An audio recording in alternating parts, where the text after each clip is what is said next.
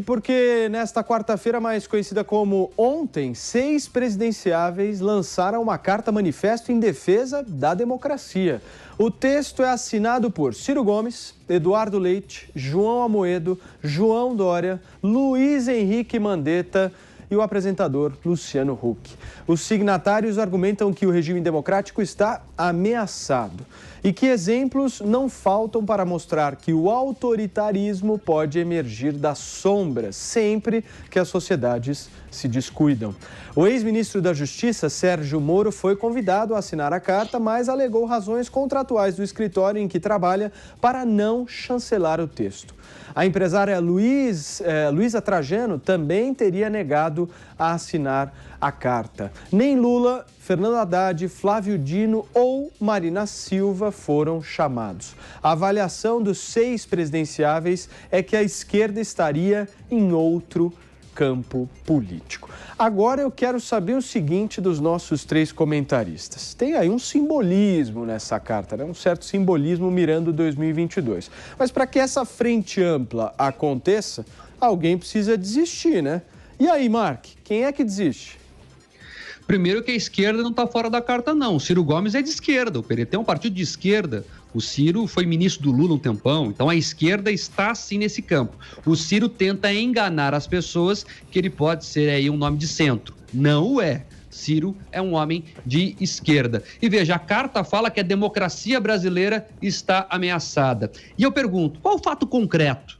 O que aconteceu de fato para termos um rompimento democrático? Eu peço apenas um exemplo. Tem até uma bravata ou outra, palavras malditas, mas fato concreto não tem. Os que assinam essa carta lançaram ela como um contraponto a uma escalada autoritária que estaria em curso. Veja que isso seria embasado nas mudanças dos comandos das Forças Armadas.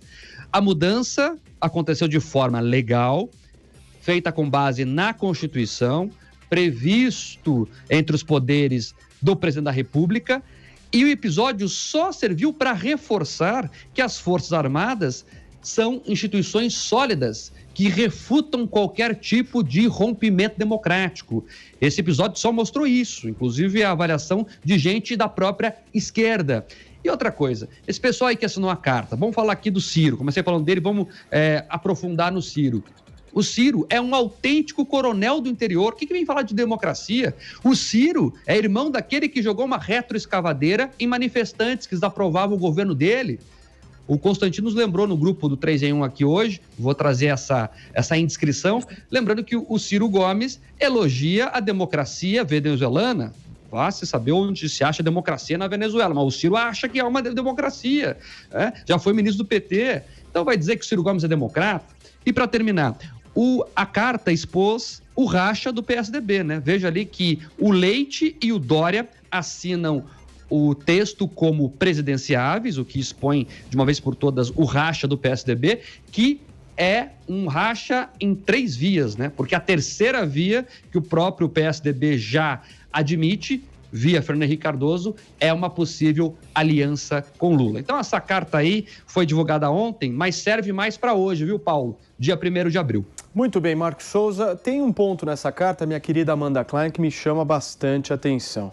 Esse posicionamento do ex-juiz e ex-ministro Sérgio Moro de não participar disso dá claramente a entender que ele também não vai participar das eleições no ano que vem, né? Por enquanto ele está passando ao largo dessa corrida presidencial e é possível que continue assim, que fique mesmo na iniciativa privada, que tem optado por esse caminho, que também é absolutamente legítimo. Agora, eu gostaria de interpretar ou analisar esse manifesto, principalmente sobre 2 aspectos, Paulo. Primeiro, o aspecto de defesa da democracia, numa semana em que palavras como golpe, autogolpe e ruptura institucional frequentaram com grande intensidade o noticiário, depois que o presidente Bolsonaro demitiu seu ministro da Defesa, o Azevedo Silva, e também destituiu os comandantes das 3 Forças Armadas. Numa primeira leitura mais superficial, como fez o Mark, pode parecer uma coisa absolutamente corriqueira e, de fato, é prerrogativa do presidente. Mas nos bastidores, nas entrelinhas, tem uma mensagem muito mais forte. Abriu uma maior crise militar desde a redemocratização. Houve grande descontentamento entre os militares nas Forças Armadas, né? E, junto a isso, ontem foi o dia de lembrar os 57 anos do golpe militar que jogaram o Brasil nesses 21 anos, né, de uma longa e tenebrosa noite em que liberdades e direitos foram suprimidos e tortura e morte viraram política de Estado. O que Bolsonaro tentou fazer foi uma interferência política nas Forças Armadas para buscar respaldo entre os militares, para criticar, por exemplo, medidas restritivas de governadores. E as Forças Armadas deram um recado muito enfático que não vão participar de qualquer aventura golpista ou que passe ao largo da Constituição. Então, nesse sentido, o presidente Bolsonaro perdeu. E é isso que o Manifesto pela Democracia deixa claro no trecho em que diz exatamente o seguinte, eu cito: exemplos não faltam para nos mostrar que o autoritarismo pode emergir das sombras, sempre que as sociedades se dedicam e silenciam na defesa dos valores democráticos. Os golpes hoje não são como antigamente, os de 1964, com tanques nas ruas. Os golpes hoje se dão avançando sobre as instituições democráticas e testando os limites da democracia. E é exatamente isso que o presidente Bolsonaro faz. Quando o manifesto fala em consciência democrática, esse é o título, eu acho que é muito feliz, é justamente a consciência que o presidente não tem ao constantemente xingar os jornalistas, adular torturadores da ditadura militar, ao confundir deliberadamente medidas restritivas de governadores com estado de sítio ou estado de defesa, ao querer armar cidadãos para supostamente resistir a governadores ditatoriais. Então, é esse tipo de mensagem, ao duvidar de eleições legítimas da democracia. Então, é esse tipo de mensagem que confunde e testa a democracia a todo instante. Agora, minha querida Amanda Klein, vou apertar um pouquinho e vou jogar pimenta no debate. Eu quero saber o seguinte, Ciro Gomes é de esquerda ou não é? Eu vejo o Ciro Gomes como uma figura de centro-esquerda, até isso que o Constantino colocou no nosso grupo, é verdade, né, que ele disse que a Venezuela é democracia, isso foi falado numa entrevista no final do ano de 2018. Eu acho que é um erro, claramente não é uma democracia, mas eu acho que o Ciro Gomes até aqui deu provas de que é uma figura democrática, sim, ele sempre respeitou a democracia, ao contrário do presidente Bolsonaro, que já fez muitas menções, né, muito mais antidemocráticas do que essa da Venezuela. Por exemplo, no impeachment da presidente Dilma, quando ele exaltou o coronel Brilhante Ustra, um notório ditador, torturador do regime militar. Está respondido. Já vejo que o Marcos Souza está já se mexendo, já começo a perceber aqui nos estúdios da Panflix que isso incomodou o nosso querido Mark, mas agora é hora de ouvir o nosso Jorge Serrão. Em seguida eu passo para o Mark, mas eu quero já saber, Serrão, você concorda com a opinião da Amanda em relação ao Ciro ou não? Não, o Ciro é esquerda declarada. Agora, vou dar um cavalo de pau feio nessa discussão, aproveitando que hoje é 1º de abril e dia da gente que pode falar a verdade. Não temos democracia no Brasil. Democracia que temos aqui, ela é formal, mas do ponto de vista real da democracia, do conceito democrático, não temos. Não temos segurança jurídica, não temos exercício da razão pública, que são pressupostos básicos para a democracia. A gente tem muita demagogia. O que temos aqui é uma oclocracia, o governo de ladrões, ou uma cleptocracia, como já definiu muito bem uma vez o ministro Gilmar Mendes do Supremo Tribunal Federal. Não sei se ele hoje confirmaria o que ele já disse, mas isso está gravado e tem vídeo mostrando isso.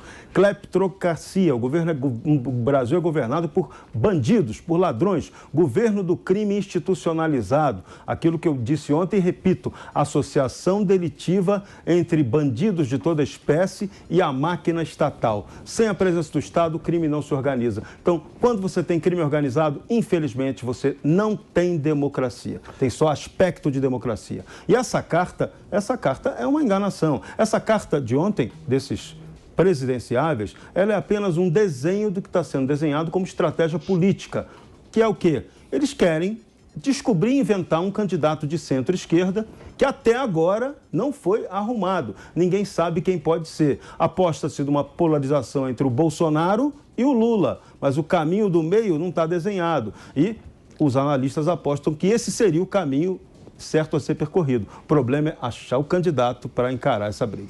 Quem falou muito no Brasil sobre cleptocracia é o professor Modesto Carvalhosa, né, Serrão? Falou também, bastante sobre isso. Em seu livro, inclusive. É verdade.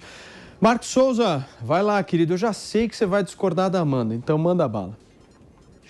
eu pedi só um fato concreto de rompimento democrático no Brasil. A Amanda não apresentou nenhum. Ela falou das opiniões dela, porque tal fala levou a isso, porque a crise militar... Essa crise não existiu, Amanda. Essa crise foi inventada pela imprensa, que é a prova. A manchete da Folha de São Paulo. Mercado ignora a crise militar e Bolsa sobe 1,23%. Então, o mundo real, que o mercado representa inclusive, sabe que isso é narrativa vendida pela imprensa.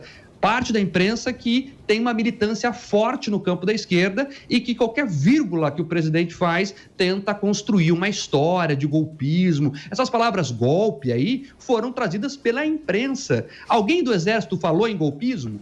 Eu pergunto aqui aos espectadores, aos comentaristas, a todo mundo que nos acompanha. O Exército falou em golpe? Alguém viu alguma movimentação em quartel? Teve tanque na rua? Então, gente, vamos falar de mundo real. O mundo real é o mundo que o Brasil tem uma democracia que tem problemas, é verdade, mas eu discordo do Serrão. É uma democracia que precisa ser fortalecida, precisa avançar. A solução para a democracia é sempre mais democracia, então nós temos que resolver, o problema é nosso, vamos ter que resolver. E não há nenhum rompimento democrático iminente agora. Amanda Klein. As Forças Armadas são baseadas num princípio de hierarquia e disciplina. Dificilmente alguém fará críticas abertas ao presidente da República, que é o comandante em chefe das Forças Armadas. Mesmo assim, hoje tem um artigo muito ilustrativo do Rego Barros, que além de general foi porta-voz do governo Bolsonaro. Acho que, se não me engano, até foi o Mark que defendeu aqui essa semana, né, a volta do porta-voz. Não sei se eu estou me confundindo ou não, Mark. Depois você me diga se eu falei alguma besteira ou não. Mas ele publicou um artigo muito crítico falando justamente sobre essa tentativa de politizar as Forças Armadas e de politizar os quartéis. Se você falar qualquer fonte, qualquer general nos bastidores, eles vão te confirmar isso. E a maior confirmação disso foi a decisão dos comandantes das 3 Forças Armadas pedirem para sair em solidariedade ao Fernando Azevedo e Silva e em solidariedade ao comandante Edson Pujol do Exército. Então, todos esses são indicativos e são simbologias, são simbolismos muito fortes de que houve uma crise militar, de que houve um descontentamento, uma insatisfação grande dentro das Forças Armadas com essa decisão do Bolsonaro inédita, repito, desde a redemocratização, de demitir o ministro da Defesa e os comandantes das 3 Forças Armadas. Então, essa insatisfação está patente, está implícita nas Forças Armadas. Eles não aceitaram embarcar nessa canoa do Bolsonaro, que queria que eles dessem respaldo às críticas contra as medidas restritivas dos governadores e ainda criticassem o STF pela decisão de anular as condenações do Lula. Os militares não vão fazer isso mais uma vez. E, de novo, repito, os golpes de hoje não são como os de antigamente. Eles testam as instituições democráticas e tentam enfraquecer, emparedar essas instituições o tempo inteiro. E é isso que o Bolsonaro faz, quando ele coloca em dúvida a liberdade de imprensa, a legitimidade das eleições, que ele já disse que tem provas de que ele poderia ter ganhado no primeiro turno, nunca apresentou essas provas até hoje, ao tentar armar os cidadãos, ao participar de atos antidemocráticos. Então, são Amanda. vários pequenos fatos que vão se formando e, para bom entendedor, meia palavra basta.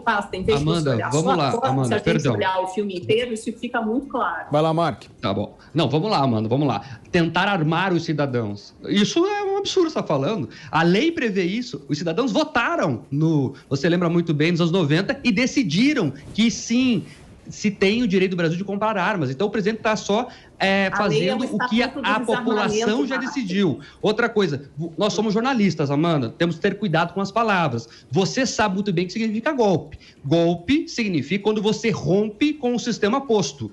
Qual rompimento houve de fato? O presidente tem a prerrogativa legal, isso está na Constituição, de fazer a troca. Ah, foi inédito. Tudo bem, foi inédito, mas não há golpe. Essa palavra não pode ser usada. Você sabe disso, Amanda. A etimologia da palavra golpe e o que ela significa de fato não cabe a esse momento. Você pode ter uma opinião. Ah, foi errado, foi inédito. Até concordo. Eu agora, não usei golpe essa não palavra golpe. Eu não usei essa Você palavra golpe. usou a palavra golpe agora. Você falou muito em golpe. Você falou em golpe, você falou várias vezes. Democráticas. Há uma tentativa de enfraquecer as instituições democráticas. Eu não acho que o Bolsonaro vai intervir nas Forças Armadas e vai dar um golpe amanhã. Em nenhum momento eu falei isso. Mas ele tem uma grande dificuldade em conviver com a democracia e com os limites que a democracia impõe ao seu poder.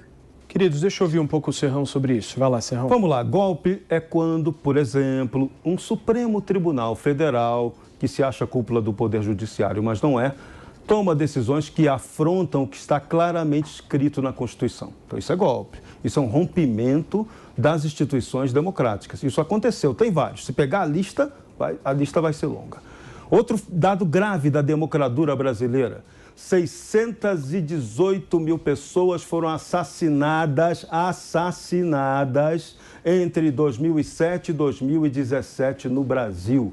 Isso aí é um genocídio, isso sim é a carneficina. É o governo do crime organizado que manda no Brasil e que está matando os brasileiros, agora tendo como competidor tão desleal quanto ele a Covid-19. Então isso é grave, esses assuntos têm que ser discutidos com mais seriedade por todos. Perfeito.